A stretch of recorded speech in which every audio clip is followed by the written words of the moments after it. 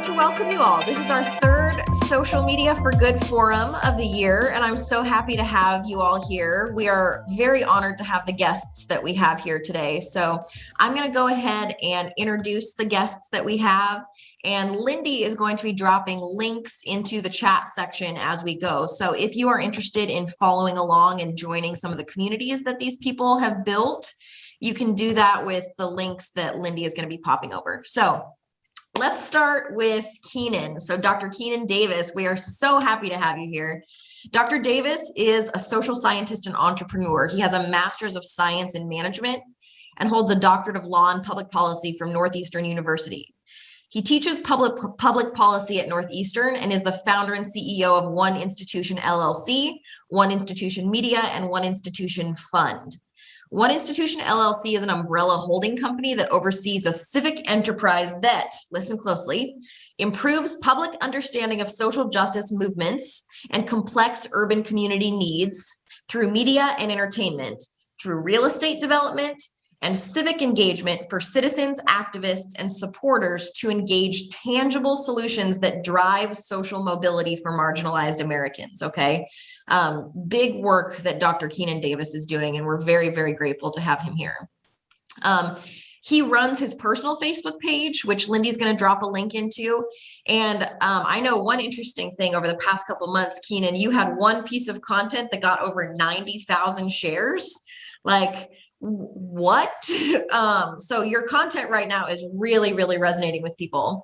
And then he also runs the One Institution Facebook group that has about 5,500 members and active conversations happening there every day around the topics that he's most focused on. So Dr. Keenan Davis, welcome so much. We're so happy to have you. And then I'm going to move on to Marianne. So Marianne Cox is the founder of the International Dog Rescue Street Dog Hero. Street Dog Hero has been able to fly thousands of dogs from around the globe to loving homes in the Pacific Northwest. By focusing their rescue efforts on dogs living outside of the United States, Street Dog Hero seeks to fill a void in rescue operations. Street Dog Hero has saved dogs from Mexico, the Middle East, India, Puerto Rico, the Virgin Islands, China, South Korea, Albania, and from overcrowded shelters in Texas, Ohio, and California. Street Dog Hero also has free spay and neuter clinics, both domestically and internationally. Marianne runs the Street Dog Hero Facebook page that's got about 11,000 followers and the Street Dog Hero Instagram page with about 10,000 followers. So we're so grateful to have Marianne here and excited to learn from her too. The last person on our panelist list is Nikki Carvey. And I know Elizabeth from our team has been fangirling over Nikki quite a bit. So we're all excited to have Nikki here too. Nikki is the founder of Road Dogs and Rescue. Road Dogs and Rescue's primary mission is to rescue and rehab medical bulldogs and puppies with birth defects and spread the message of love and compassion towards all animals, both locally and internationally. Nikki runs the Road Dogs and Rescue Facebook page with about 81,000 followers, the Mork Skywalker page on Facebook with about 11,000 followers, and then the Road Dogs and Rescue Instagram account with 310,000 followers. That's a community size, as well as the Mork Skywalker Instagram account with 301,000 followers. So that's a lot. That's a lot of people to have brought into a community. So we're really grateful to have you here and be able to learn from you too, Nikki. So when we think about social media for good, which is our main focus here, one of the things that we have to think about is being willing to look at the negative side of social media as well. So I always like to start these panels with a discussion on what the worst thing is about social media, because sometimes that can show us where some of these holes and openings are where we can be of service as well. So Keenan, I'd love to start with you. If you're open to starting with the question posed to you of right now, what do you see as the worst thing about social media? Hello, everyone. I think that, Lacey and all my other colleagues is that social media means different things to different people. And I think that's the real bifurcation that takes place, is that you have an individual or an entity that has a primary focus on spreading a specific mission, or they have a vision that they want, that they have in mind to create for everyone else. But I think because society itself is very distant. So social media to me is really more like distant media, right? It's not so much social. Everyone's apart and you're trying to use social media somehow, some way to come together.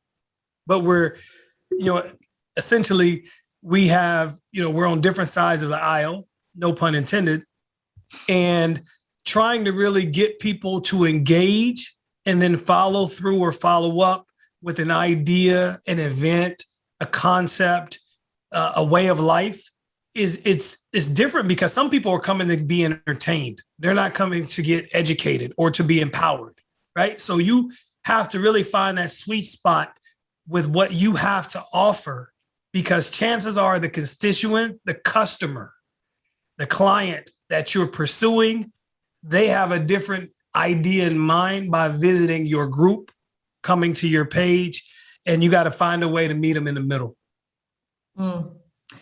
I really like the concept that you're talking about with it being distant media. We call it social media, and really what that is communication from far away. There is this distance between us that can happen, and clarity in our values can be so important. And I think that's missed so often, is this clarity in values of what it is that you're talking about, what you're trying to bring to the world so that you can attract the right things. Have you experienced that too? Absolutely. I mean, I think, my population that I intend to serve, and I use the word intend intentionally, right? That it's a daily, honestly, I think everybody on our panel will probably have some of the same angst, because you wake up in the morning with a lot of energy and your hope and your dream or your passion is to purposely fill someone with a level of hope, level of empathy and grace, obviously through empowerment, through education, et cetera. And, to your point, Lacey, there's at some point the wind just gets taken out of the sail, because you realize every day almost that there are these factors in place that are making it extremely difficult and challenging to get a message across. For example, being an individual who, by and large, is serving a subjugated, marginalized population. Now, obviously, I'm speaking to, oftentimes educated, gainfully employed, not people who are I'm speaking to the solution potentially for the problem.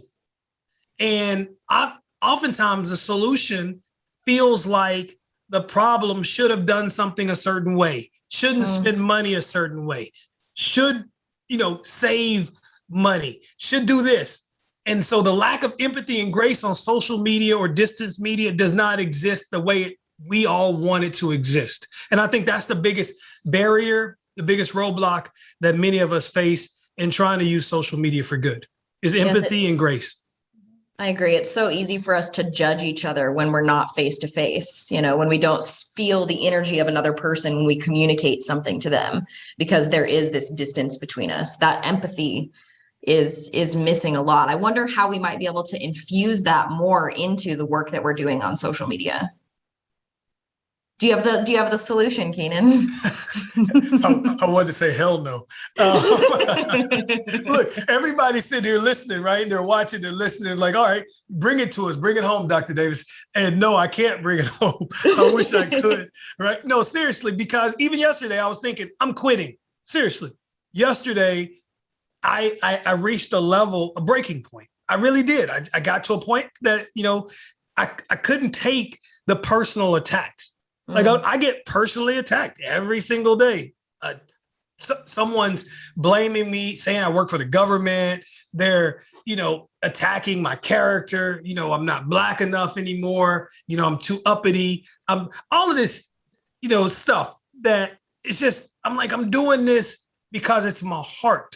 And I feel compelled to share my time and my talent and my treasures with society through this particular medium because obviously our communities don't have, not just because of COVID, but even prior to COVID, right? The reason why social media took flight and has exceeded even the wildest investors' dreams of all of these technology platforms is because this is how we prefer to interact, right? This is the drug of choice for many people in the world in terms of their entertainment and even their education. People go to social media to learn instead of going to a book, right? And so this is where you have to meet people. So I realized that if I want to carry out a mission, if I want to improve public understanding of critical issues, if I want to find avenues and resources for people that are on the periphery of society, then I have to go to social media, which means I have to deal with what comes with the territory, and what comes with the territory is a daily fight, literally, right? A daily conversational fight. Someone on here listening says, I get it. I know what he's saying. That, you have to just, by the end of the day, shut everything down, hug your family, and hope that you wake up the next morning with, a bootstrap of energy that you can give it your very best the next day, because it is draining and it's thankless. And, for the people who do it, and I'm sure I heard, when you gave everyone's bio, that you have people with groups of 300,000 plus, you have people who do this day in and day out. There's nobody in a group of 300,000 people sending you personal thank you notes. Right? Nobody's patting you on the back saying, you may get a message from time to time, right? But the thing is, you never know when your timeline is going to be someone else's lifeline. You never know that, right? So most of us who do this, we do it because we've accepted the fact that I may say something, I may present something that could literally help improve or save someone's life today. And I may never know that, but that's the reason, that's my purpose in life, right? I was told that your gift in life is what you do best with the least amount of effort, right? Your gift in life is what you do best with the least amount of effort. And so this is our gifts in some form or fashion. The way that we present ourselves on social media, the way that we use social media, that's just simply our gift in life. You're getting some shout outs in the chat section over here. I think main takeaway from this, I'm doing this because it's my heart, that's kind of this heart of social media for good, is like, either you do it on purpose because it's what's coming out of you and it's what you have to do, or you'd never have the ability to really put the amount of effort into it to do it right. I'm going to go ahead and bring Marianne in now. Marianne, I want to hear from you about what you think is the worst or the hardest thing about social media right now. You're running this dog rescue that's working internationally. For you, what's the worst thing? What's the hardest thing about social media right now? Yeah, well, I will say it's going to be really hard to follow up Keenan right there. He pretty much said it spot on. I think him and I are definitely on different pages. I don't get,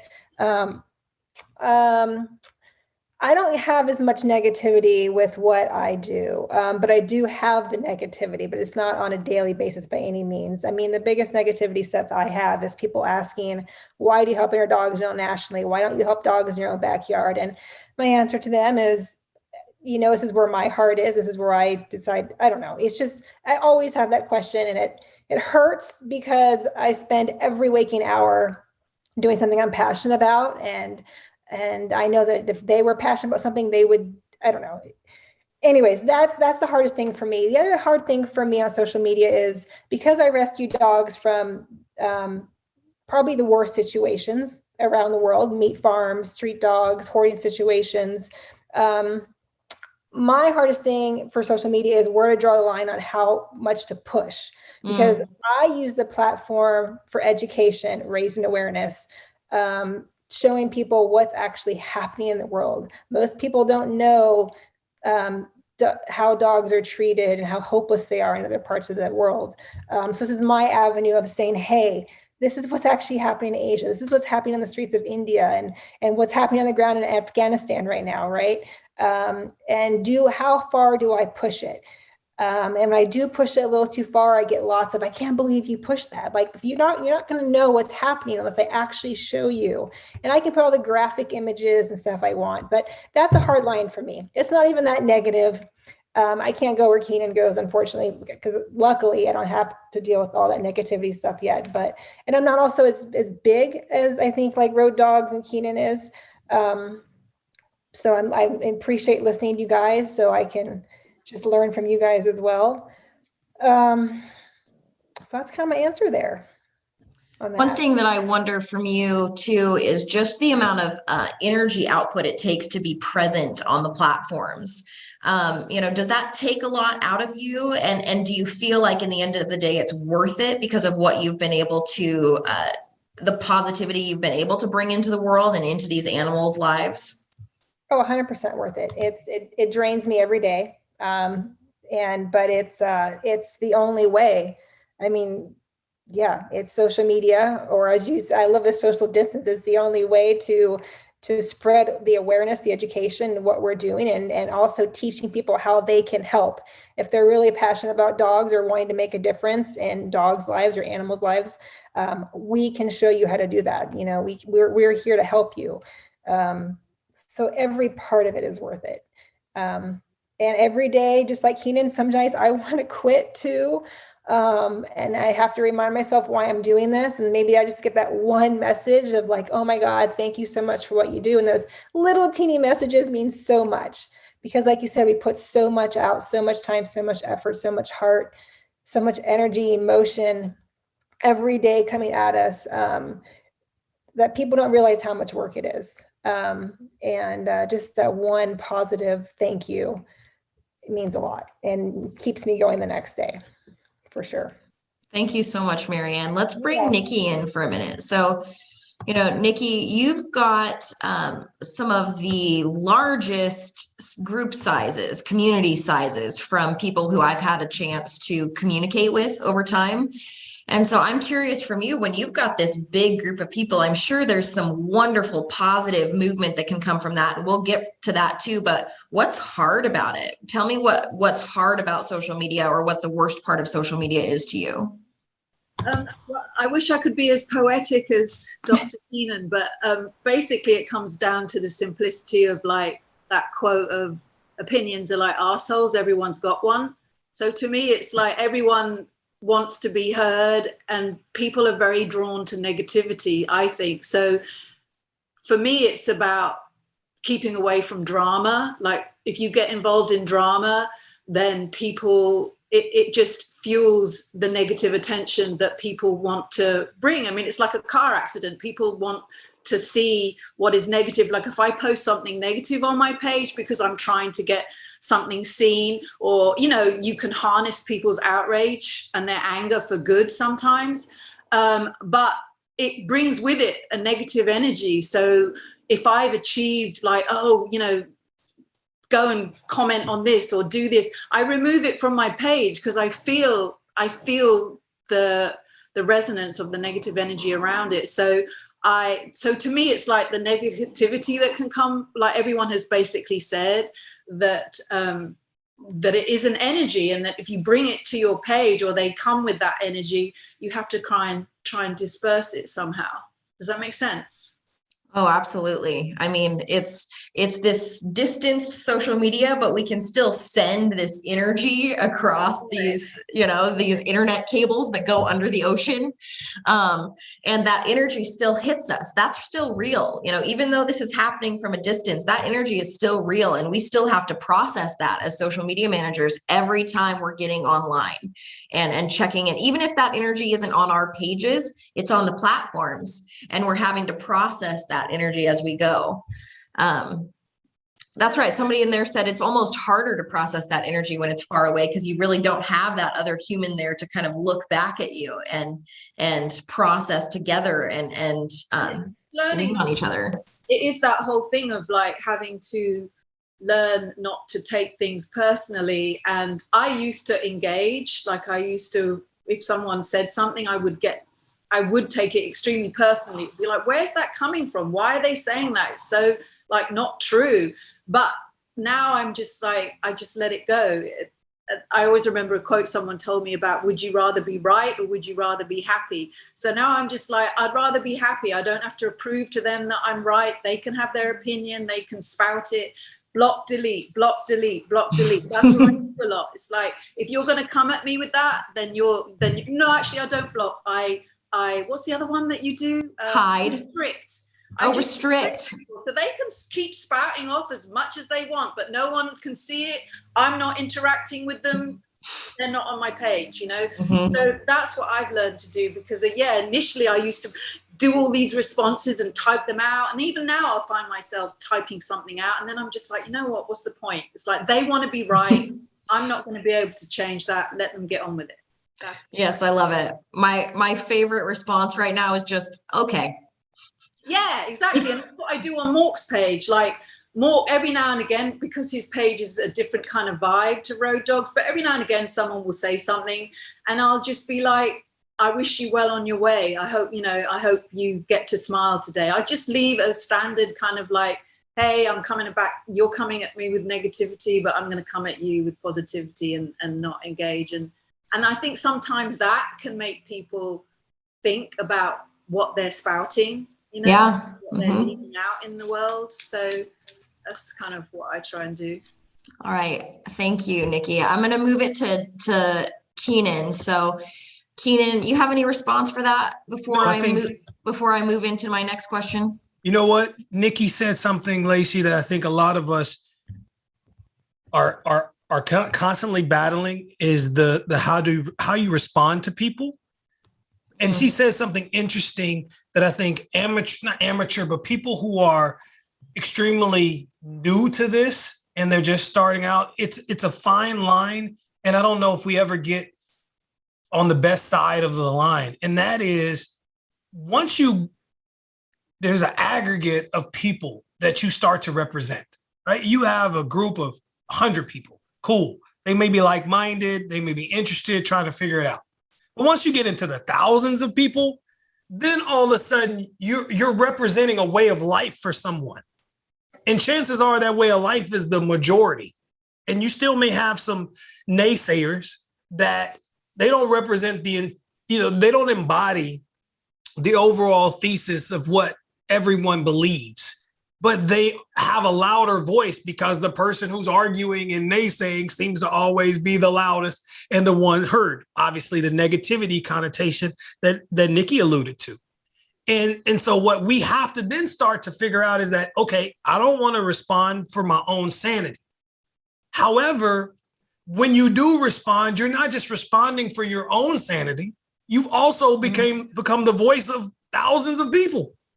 So a lot of times, oftentimes, more times than not, people are waiting for you to respond because you're the authority that they've followed along on this social media journey. So then you become the voice of them. And so it's like, I don't want to respond because I don't want my mindset in that negative stuff. But I know that there are a lot of people who don't believe the BS that you're spewing. And my retraction to your BS now becomes everybody behind me's retraction to the BS. And now that they can sleep halfway decent at night. So that's kind of the difficult part as your platform starts to grow, is that you do become, because they use a term followers, and I don't like that for the most part. Like, how many followers do you have? Like, nobody's really following another individual. But what happens is it does become a like-minded tribe. So how many people within your tribe, like-minded, do you assimilate with? Do you associate with, right? And that's how social media kind of works.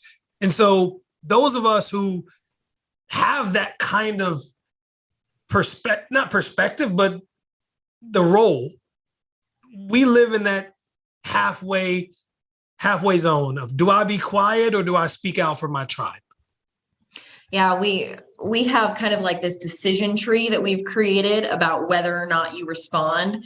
We've got a blog post about it, and it's like, is the person who's commenting, are they actually on topic? Are they asking any sort of a question?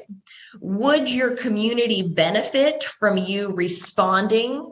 If any of those things are true, then go ahead.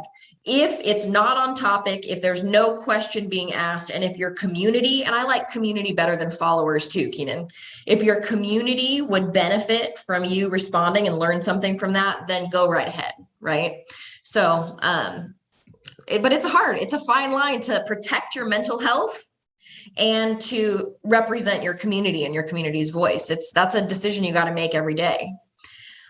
So Keenan, I'm going to move into the next set of questions. I want to hear from you about some piece of good, just a story, some piece of good that has come from the work that you do within your community online. Oh, wow. No, that's cool. I mean, so I'm serving people, right, of all backgrounds for the most part. I mean, whether it's just different people, whether it's academics and activists, entrepreneurs, and there are always events, community opportunities that are erecting all across the country on a grassroots level by virtue of an idea, a post. There are funds that have been created in Detroit, Michigan, a community center that was started in Detroit, scholarship opportunities that have been conceived there. I mean, I started out with what's negative, right? What keeps me going is that it not even keeps me going. What just keeps me dialed in, intrinsically, is that once you get past the BS and you get to the hearts and minds and souls of the good ones, whoever the good ones are, you realize that innately humankind, right? Humans were built to be kind, right? That's what we are, humankind. So you find once you can get through the layers, right, of brokenness, all of us inherently want to do something good for someone. It's just finding that something and appealing to that individual about what that is. And I think because our communities are very much so focused on people on the margins, right? And I'm not just saying like homelessness, but affordable housing is a big thing for everybody, right? For most of us care about affordable housing, right? And whether you live on the side of the vaccine or not the vaccine, obviously that's a highly contested conversation. And in my communities, that conversation is highly contested.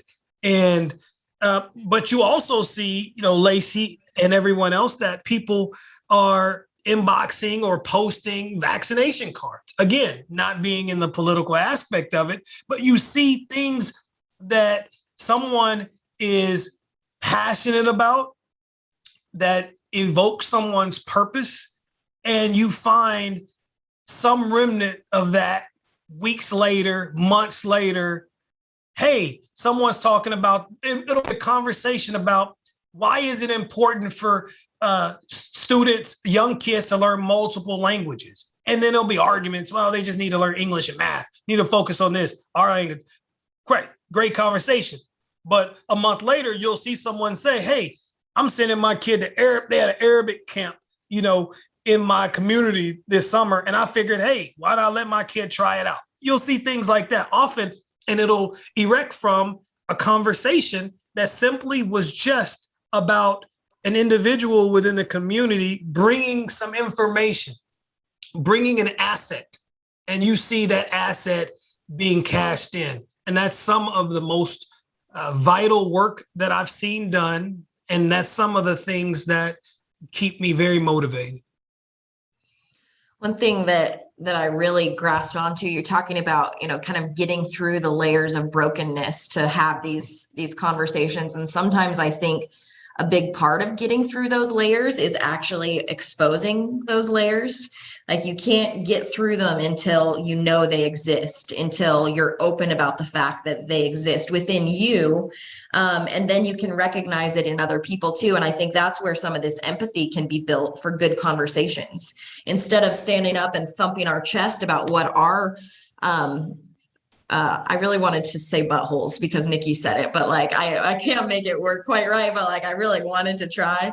Like, but because we all have these opinions, you know, and we're coming in here with our opinions, I just wonder sometimes if we came in a little bit more with our brokenness, if we might empathize with each other a little bit more. You come in with your brokenness sometimes? I think that the vulnerability aspect, we have great panelists. Again, I remember just going over their bios to start this conversation. And I knew this would be powerful in many ways, Lacey, just because of your conversationalist. And that question probably is at the heart of what we all do, and is at the heart of what social media for good can be, right? It's the level of vulnerability that each of us is willing to give. Full disclosure, I'm a big boxing fan. Right? Super big boxing fan. I mean, I love football a little more, but I love boxing for various reasons. And every now and then in boxing, you'll get what's called a trilogy, right? And that's the third fight, right? That the first fight's great, so they fight again. And then the second fight's so good that they have to come back for this third fight. So in the first fight in a trilogy, you learn everything you need to learn about your opponent. Everything. Like you get to know your opponent in ways that you can only imagine, right? Because it's a damn good fight and it goes the distance. Well, in the second fight, guess who you get to learn about? You get to learn about yourself. You get to know yourself in ways that you can only imagine because it goes the distance and it's a damn good fight. Well, in the third fight, if we're lucky as boxing fans to get the trilogy, right? You come to realize, is it going to be the best of my opponent or is it going to be the best of myself? So those of us that are in social media understand, whether we've looked at it like this or not, is that in the first fight in life, it's about life. Like we've all learned, whether it's dog animal rescue, domestically, internationally, whether it's trying to just give something for good because we know life is hard as hell and there's so many different obstacles and stumbling blocks along the way that can get any of us at any given time. You learn about life and death and health, and wealth, love and defeat, everything, right? That's what you learn in the first part about your opponent is life. And then the second part of this proverbial boxing match, we learn about ourselves. Like who's Keenan? Who's Lacey? Who's Nikki? Like we learn who are we and how do we respond to everything our opponent has to give us. And now we're all in the third part. We're looking at ourselves in the mirror and we're trying to figure out exactly how we're going to, is it the best part of Keenan, Lacey, Nikki, Miriam, or is it the best part of life? And we're using all of our gifts, everything that we have to share with everybody else so that in their third part of life, whatever stage they're in, that the best of them gets the best of life. And that's what we're all doing in some form of fashion, is that we're trying to impart our talent, our wisdom, our time, our energy to make sure that society does everything it can to have the best opportunity to win in this thing called life. That's beautiful. I think of that third fight a little bit like harmony. You know, if everybody's acting at their best, what's that harmony happening? Marianne, I'm going to bring you into the conversation here. So do you have a response from what you heard from Keenan before I ask you a question? No, but he's hard to follow. I don't speak as well as he does on my feet. Well, we're grateful for him. We're very grateful. He's such a good one to learn from. I love listening to him. You know, as we're moving along, I'm kind of wondering, I want to move to the question with you about if people are wanting to use social media for good. I want to hear from you what some of your best advice is for people who, maybe they're managing social media accounts. Maybe they have an idea of a community that they want to build. What kind of advice do you have for people who are wanting to use social media for good through the experience that you've had building your community? Oh, that's a tough one because I'm kind of new to social media. Well, I can tell you, you have, the community size you've built compared to most of us who are on. Yeah. It's don't downplay it because that downplays us, I know. I haven't been doing this that long, and it's grown a lot in just 4 years, and I'm still amazed every day at what one person can accomplish with one little dream. With that said, I don't even know where to begin. What would I advise people? I mean, I just think it's just speaking from the heart. I mean, for me, it's just being honest with people. I like laying it out there. Like when we're rescuing dogs, I just lay it out how it is. This is where these dogs came from. This is why, and this is how you can help. And I think people appreciate that. And it's not all the happy, fuzzy, warm and fuzzy. I don't know. I just keep it real, I guess. And I am I'm still a smaller organization. So I still take the time to respond to everyone as much as I can and make everything as personable as possible. Because I want everyone to feel that, just know that I had this dream, to start an organization to help street dogs. And it's become something more than I've ever imagined I could ever do, nor did I even think I could do, or possibly even think about doing. I'm doing stuff I didn't even know was possible, and that they can do that too. So if you want to help, you can do it.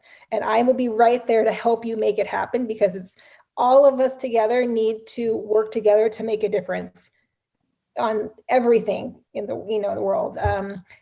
It's not just me and my team and my volunteers, my fosters, my community. It's you come in if you're in somewhere and you're like, how can I help? I can help guide you with my experience and help you. And if you want to get on social media, I'll be right there to back you and help you however you can. And I would say honesty, stay out of the drama. Like Nikki said, Rescue World has lots of drama, and I definitely stay out of it as well. It just goes down the wrong rabbit hole. It's not worth our time and energy. Because we have to focus on one thing, and that's our mission, and that's the dogs, and how we can make this world a better place for everyone, dogs and animals included, and humans. It all goes hand in hand.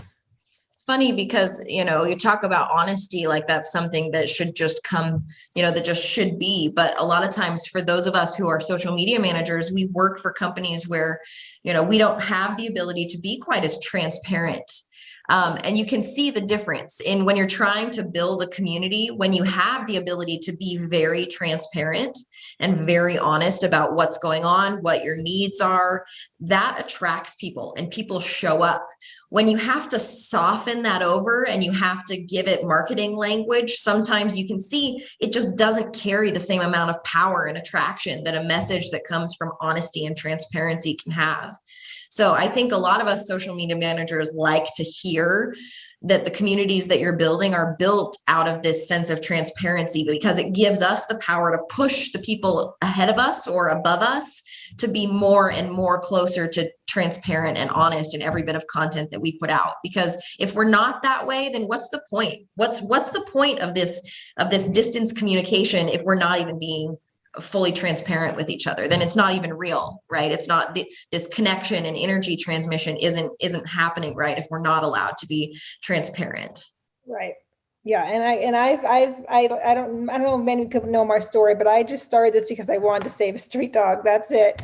And I've literally taken every single day learning by trial and error and just doing the best I can. I've made mistakes, and social media is the same thing.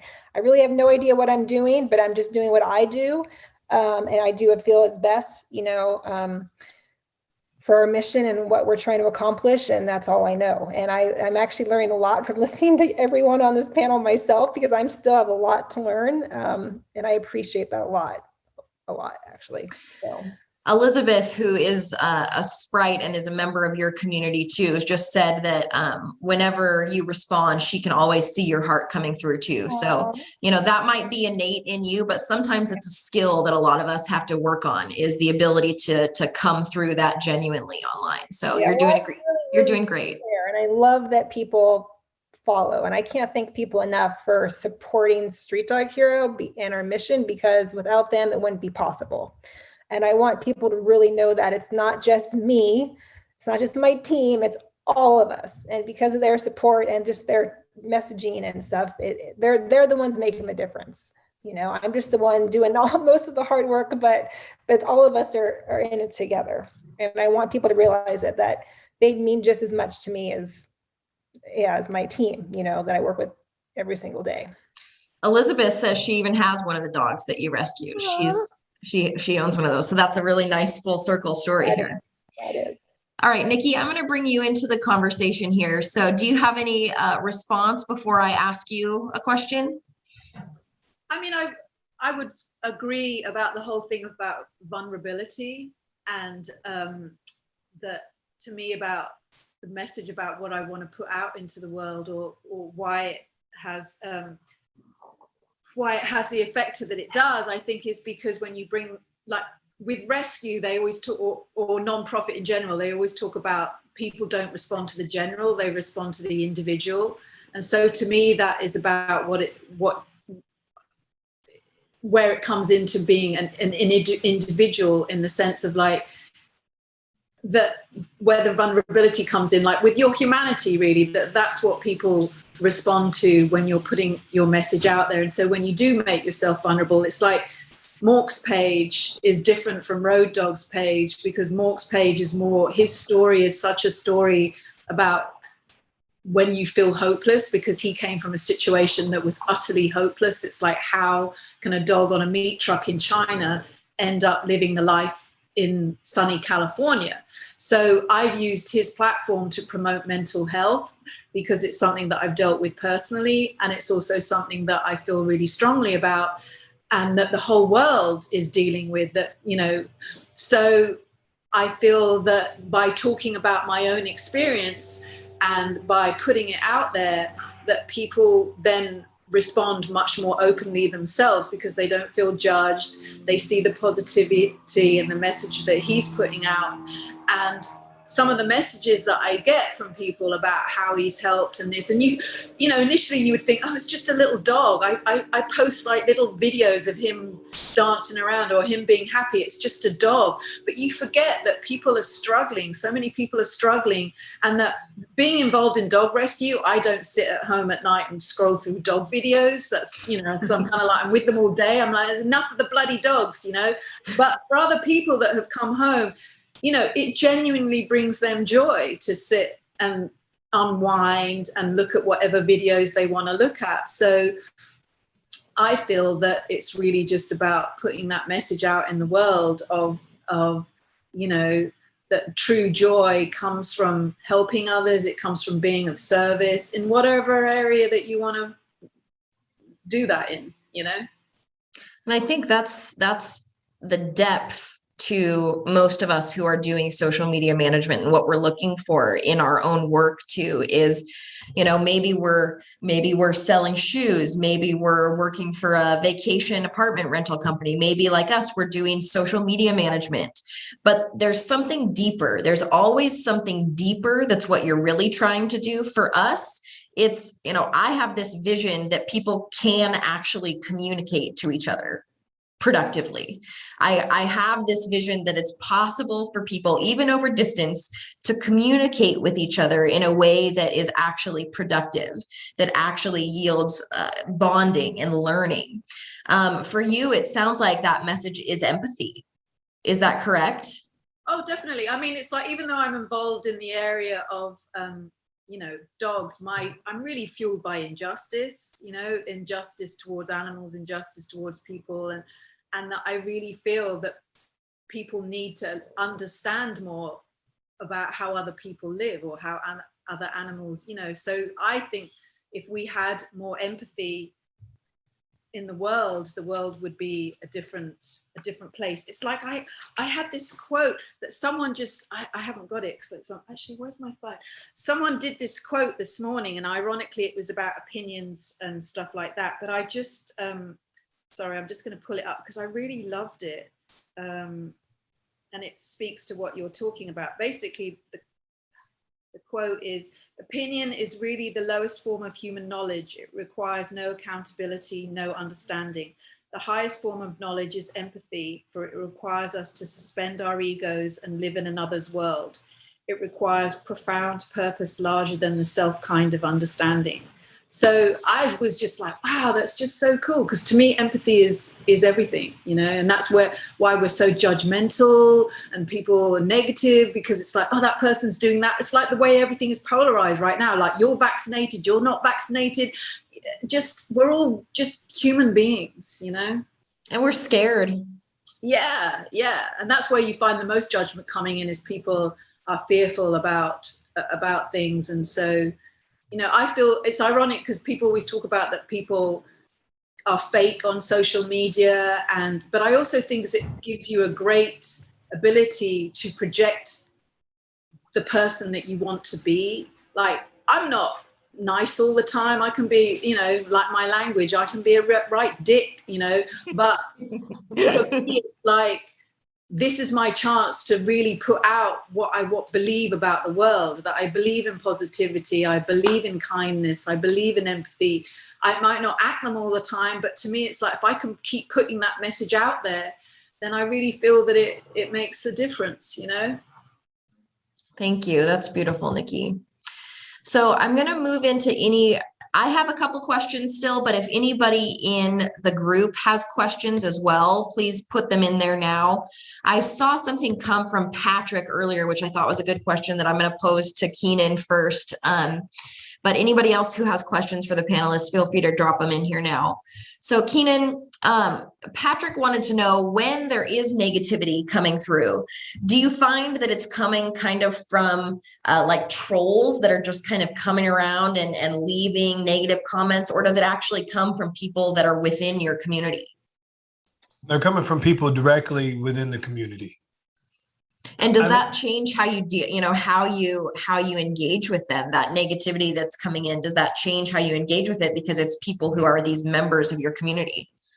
You know, as a it's quasi, I don't like using the word successful, because that's a term that society has defined, like what's successful. You know what I mean? Like, my great grandmother lived to like 94, and she lived in a 350 square foot house, probably never had more than $3,000 in any given year accumulated, right? She made her own food, had her own garden, went to the local church, and lived one of the best lives that I've ever known a human being lived. She didn't pass away until I was like, I think 18 or 19 years old, right? So, I mean, what's successful? You know what I mean? But as a Black male that most people in my community deem to be successful, I see I just get negativity, because people make the assumption that because I came from a place, I'm no longer in that place, that my current place gives me a feeling that they project their feeling onto me. And that just comes with the territory. It's crabs in a barrel, that mentality that is just, like I said, it's par for the course. It's not something that I particularly like or appreciate, but it's something that I've gotten over the years. And, you know, it's the community. And you want, you know, Patrick, you'll want to delete everybody. You'll want to block everybody. You'll want to kind of like weed out all of the negativity. But then you have to take a step back and say, right, that we're trying to do something through social media, on this platform, or with this platform, that's not being done in real life. Like, think about what we're trying. Like, we're trying to do a Herculean effort here. People, you have families that they're not even families anymore. They just live together. Literally. Like, you go to a restaurant and everybody's on their phone.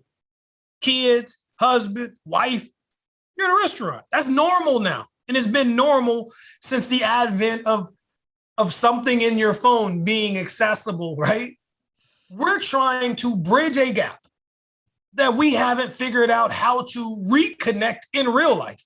And we're doing it virtually, or trying to do it virtually. We're trying to extend empathy and grace with a keyboard that we can't do with body language in real life.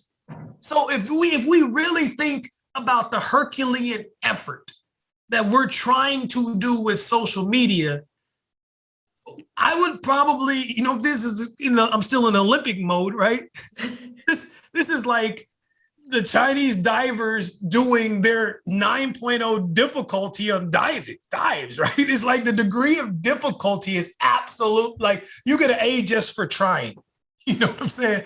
And then I think that's where, subconsciously, I believe that's why we all get some level of frustration, because we know that what we're doing it's not safe for mental health.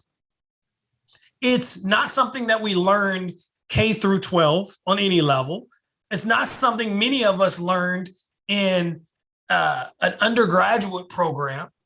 And we can kind of take tentacles of marketing and tentacles of advertising and basic theories and some of these media concepts. But at the same time, what we're doing with a personality serving another personality virtually, when we haven't figured out how to do that in real life, is absolutely one of the highest levels of difficulties I think that we do. And so the negativity that comes with it, the personal attacks, the opposition is extremely high. But what I do know, though, is that you'll always win with genuine love and kindness. Like you may fall behind from time to time, right? And you may have your bumps in the road. But if, in fact, your schematic, your purpose, your strategy is built and designed with genuine love and kindness, you will ultimately win.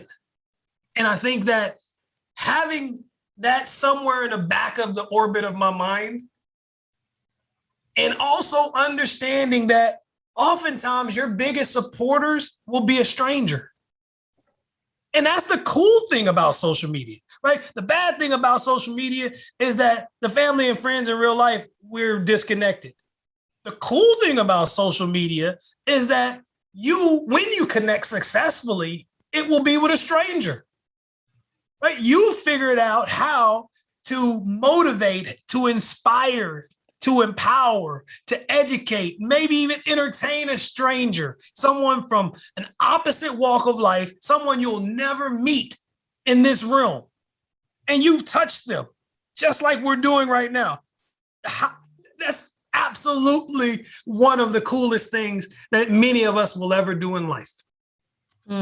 Beautiful. Amen. Can we get an applause?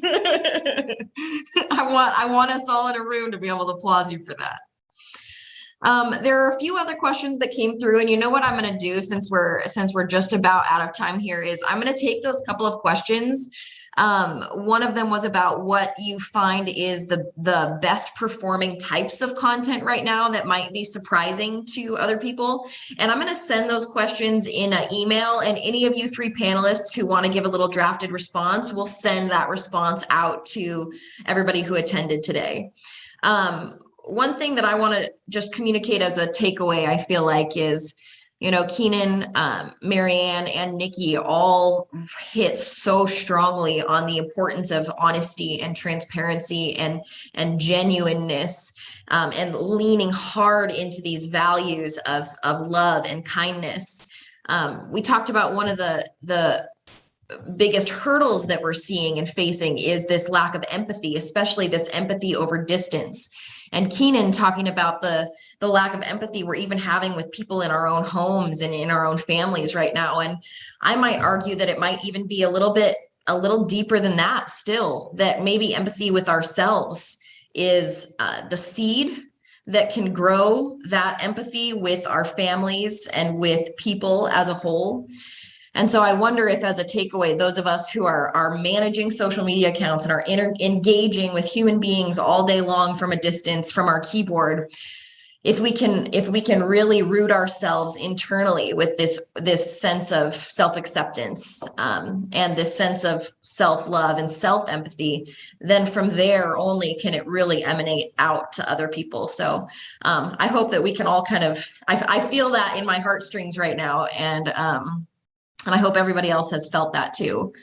In our email again that we'll send out as a wrap up with this, we will have the links to everybody's channels if you haven't had a chance to go and follow those people.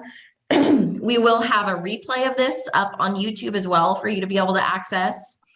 And we have a couple other things that are coming down from Spry. We've been working on a new course called Social Media on Purpose that's all about strategic social media. And it's the first time we've put out a course. So we're pretty excited about that too. We'll send a little bit of information on that for you to check out. So grateful. Keenan, Marianne, Nikki, thank you so much for your time today. You are inspiration to all of us.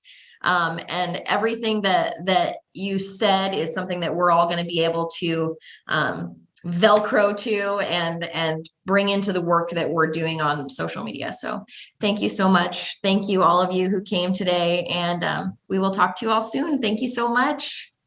So I feel like I need outro music, you know, we need like Chad, we need you playing the guitar in the background.